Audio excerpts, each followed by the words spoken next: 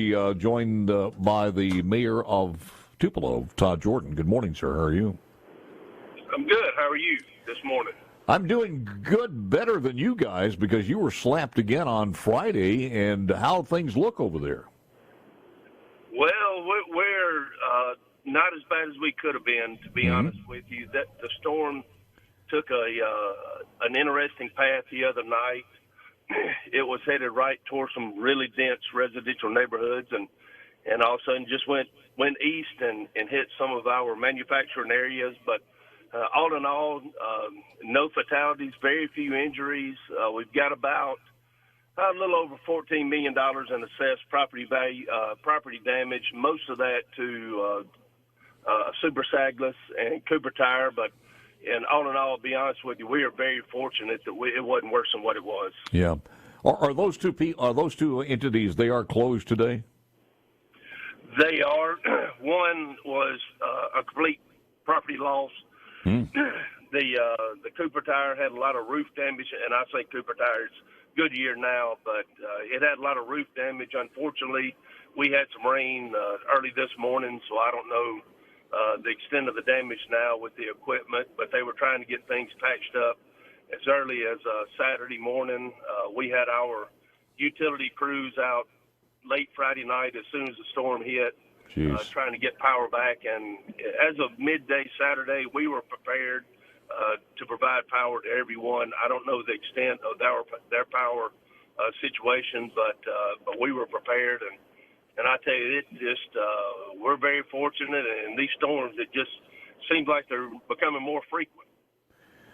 Well, and we were talking to that with Mayor George Flagg a few moments ago. It just seemed in cycles. I remember years when it seemed like a rash of them, and then years where it was kind of calm. It's almost like hurricanes in a way. It just one year's worse than the other sometimes. But what time did this come through on Friday night?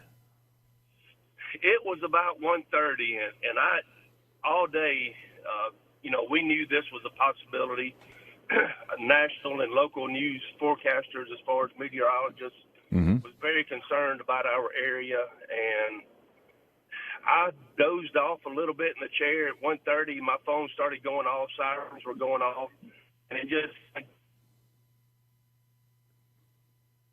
I think we've lost him, Perez. There it goes. As soon as it was over, the skies kind of cleared and everybody could get to work. That was the fortunate thing, that we didn't have a lot of rain after this storm, and our utility crews and public works could get out and get moving and get things cleaned up. Talking to Mayor Todd Jordan of Tupelo, did they rate that yet as far as the EF rating on that? Has it been rated?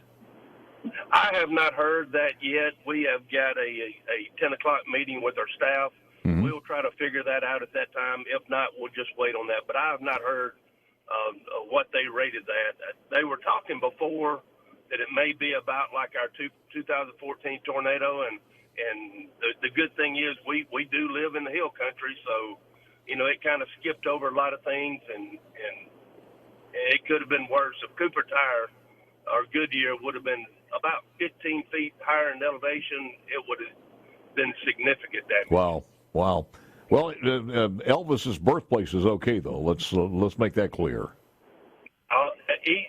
All of that area, no damage. So if anybody wants to come tour the birthplace, come on.